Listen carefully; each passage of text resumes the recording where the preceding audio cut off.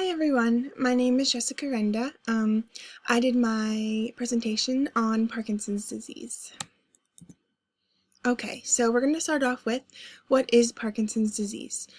So it is a chronic and progressive movement disorder that involves the manifestation and death of certain cells in the brain called neurons. The neurons in the brain affected are in the substantia nigra. This can result in certain motor dysfunction that manifests into debilitating symptoms.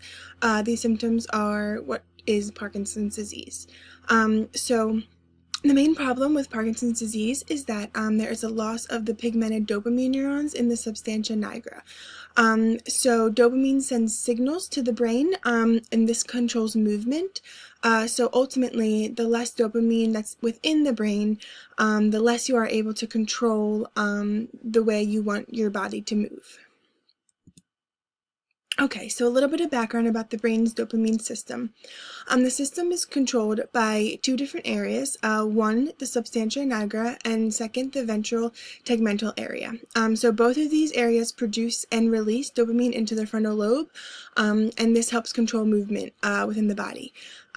So as you can see, the picture to the right is a transmitting neuron of dopamine in a healthy patient compared to a transmitting neuron in a Parkinson's patient.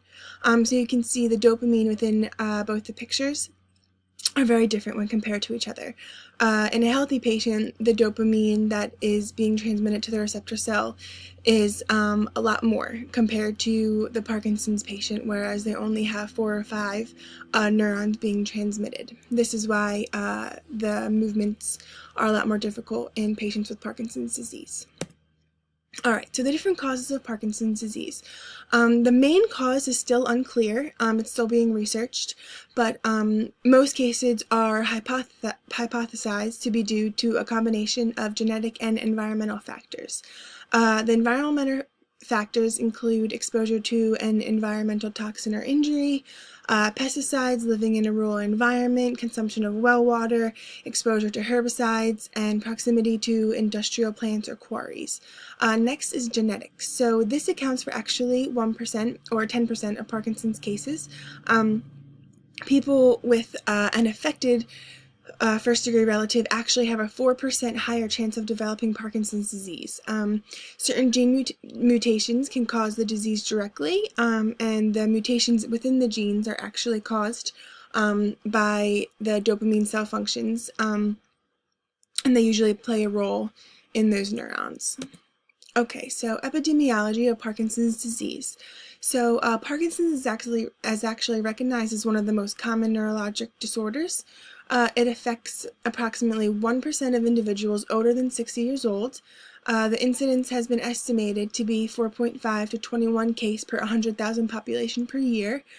Prevalence ranges from 18 to 328 cases per 100,000 population, and the incidence and prevalence does increase with age, and 1.5 times more common in men than women. Parkinson's is actually. Alright, so diagnosing a Parkinson's patient. So certain medical history, review of signs and symptoms, and neurological and physical examination can usually tell if an individual has Parkinson's disease. The physician will look for certain things like an animated expression, tremors within the arms at rest or extended, which is in the picture to the right, stiffness in limbs or neck, rising from the chair easily or more difficultly, and their walking, gait, certain things like that, and balance. So there's no standard diagnostic test for Parkinson's, but researchers are working to develop a biological marker such as a blood test or an imaging scan. Alright, so symptoms of Parkinson's disease. There are 3 different sets of symptoms for an individual with Parkinson's disease. The first 2 are motor symptoms. So there's primary and secondary. These are shown in the first picture with the typical appearance of a Parkinson's disease patient.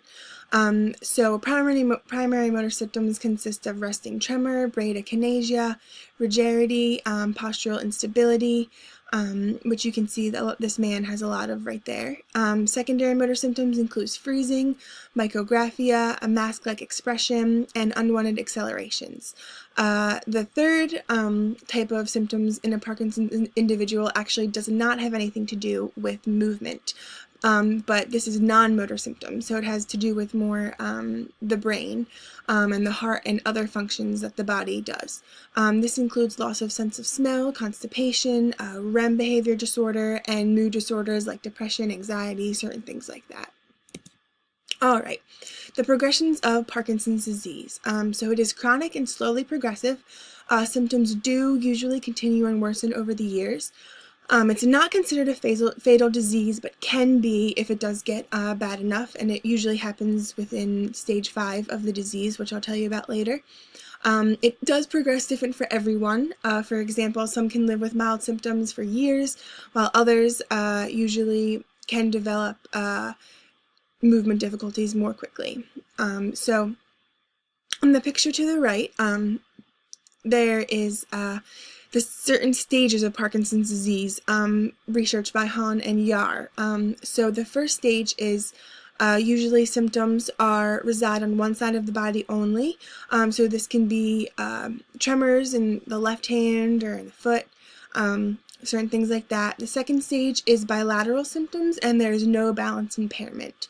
The third is impaired postural reflexes, but the individual is still physically independent. And you can see this is where we are transitioning from increasing disability to decreasing independence. The fourth stage is severe disability, yet they are still able to walk or stand unassisted, but sometimes they may need a walker or a cane to help them walk. And lastly, 5 is wheelchair bound or bedridden, and this can usually occur in being fatal. Alright, so management and medication.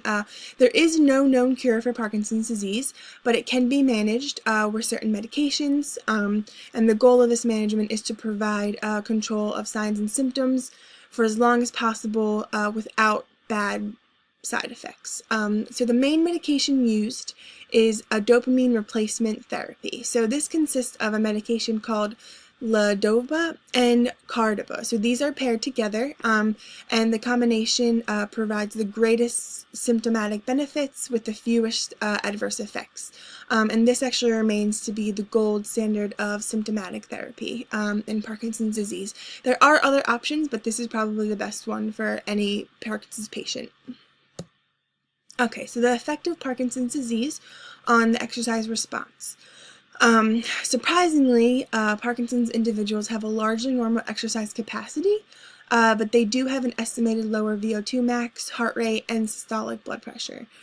So a higher body weight, lower SBP, lower resting heart rate, and lower maximal workload were associated with an increased risk of an inadequate heart rate increase during some maximal exercise. So that's something to look out for during exercise testing. Exercise does improve axial rotation, functional reach, flexibility, balance, muscle strength, short step gait, and mobility. So exercise is very beneficial to people with Parkinson's disease. All right, so my case study. My case study is Mary. She's a 54-year-old female with a 1-year history of Parkinson's disease.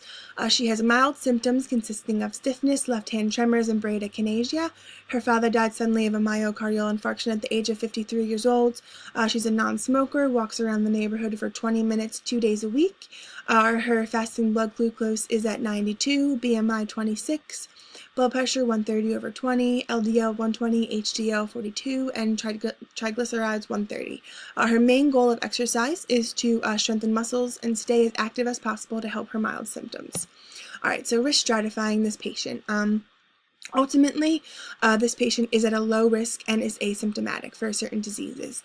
Her 2 positive risk factors include family history, her father dying suddenly of a myocardial infarction at the age of 53, and a sedentary lifestyle, which is walking only around the neighborhood for 20 minutes 2 days a week.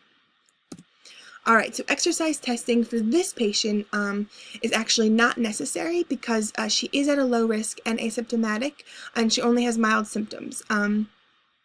So it's not necessary before performing moderate exercise, which is what she wants to do. But I did want to touch on exercise testing for individuals with Parkinson's disease who do need an exercise test. So it's very important when deciding on an exercise test for an individual with Parkinson's. Certain testing protocols can be influenced by the severity of PD or physical limitations of the individual. A test of balance, gait, mobility, and muscular strength are recommended, as well as a fall history being recorded is also recommended. Issues to consider are to maybe provide a certain practice, walking on treadmill or cycling, whatever test you are doing. It would be beneficial to have the patient practice that before doing the test. And also modifying certain tests. So instead of doing the full Bruce treadmill protocol, modifying it would also be beneficial for persons that have severe disability from Parkinson's disease. Flexibility can also be measured by using geometry, the sit and reach test, and the back scratch test. Alright, so special considerations for exercise training in persons with PD. Irregularities of motor function and exercise responses must be considered. You should be careful and implement precautions for falling. Adapt exercise as needed for functional limitations and comorbidities. And physical and mental effects should be considered. This can contain fatigue, depression, cognitive impairment, and any social factors that may affect the adoption and maintenance of the exercise program that you're prescribing. Alright, so my exercise prescription for my case study consists of flexibility exercises, strength, cardiovascular, and neuromotor exercises. Alright, so cardiovascular training. I am recommending the patient do 2 to 5 days a week. Intensity is moderate intensity, reaching 40 to 60% of the heart rate reserve. Time is 30 to 60 minutes of continuous or accumulated exercise. The type can be walking, cycling, swimming, or dancing. I highly suggest dancing because it's fun, and it actually can provide both cardiovascular and neuromotor exercises. Alright, resistance training. The frequency should be 2 to 3 days a week, an intensity of 40 to 50% of the 1 RM, 1 to 3 sets of 8 to 15 repetitions to improve strength, and the patient should emphasize on extensor muscles of the trunk and hip to prevent faulty posture, and also work all major muscles of the lower extremities to maintain mobility. Alright, flexibility training. This can be done 1 to 7 days a week. The intensity is to usually try to do the full extension of flexion rotation or stretch to at least the point of a slight discomfort. Performing flexibility exercises for each major muscle, tendon unit, and hold the stretches for 10 to 30 seconds is recommended.